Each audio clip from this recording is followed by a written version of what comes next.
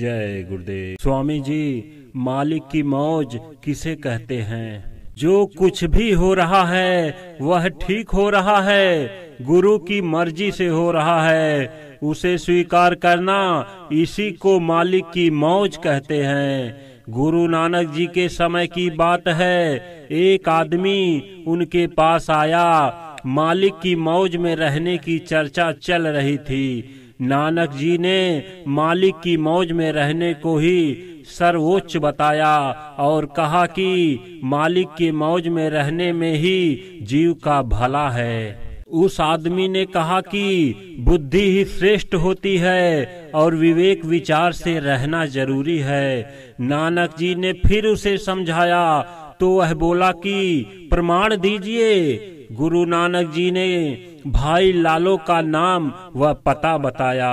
वह व्यक्ति जब वहां पहुंचा तो देखा वो बढ़ई का काम कर रहा है। अपनी दुकान पर एक नए व्यक्ति को आता देख भाई लालो ने उसे प्रणाम किया और कहा कि आप थोड़ी देर ठहरे, मैं आपके पास आता हूँ। वह आदमी बैठ गया।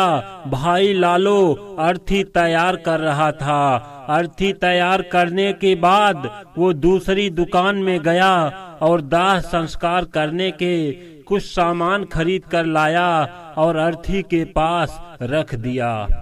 वह आदमी सब देखता रहा। भाई लालो अपनी मेहमान से बात करने जा ही रहा था कि एक आदमी उसके घर से दौड़ता हुआ दुकान पर आया और बोला कि आपका लड़का छत से गिरकर मर गया है। भाई लालो जरा भी नहीं घबराया और शांति के साथ बोला कि मालिक की जैसी मर्जी। वह आदमी सामानों को बराबर देखता रहा।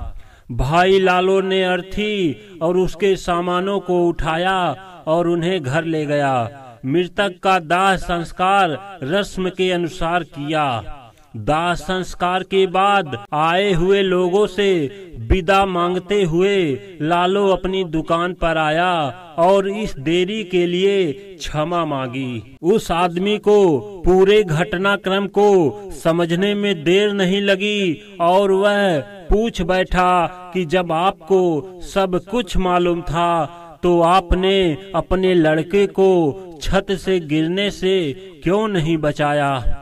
भाई लालो ने उसे समझाया कि बच्चे को इसी तरह गिरने से मरना था और इसी तरह से संबंध टूटना था। जो कुछ भी हुआ है सब भले के लिए हुआ है और मैं मालिक की मौज में खुश हूँ। कहने का मतलब यह है कि बुद्धि का दायरा सीमित है और अंधा है। आंतरिक ज्ञान यानी आंतरिक दृष्टि द्वारा प्राप्त ज्ञान सच्चा है। जब तक अंतर की दृष्टि यानी दिव्य दृष्टि खुली नहीं है तब तक इंसान मन बुद्धि के दायरे में है और केवल बुद्धि के सहारे ही वह ज्ञान प्राप्त करता है। परा ज्ञान सच्चा ज्ञान है, इसलिए मालिक की मौज में रहना चाहिए। जय गुरुदेव। शाकाहारी पत्रिका 7 जून 2015 से 13 जून 2015। जय गुरुदेव।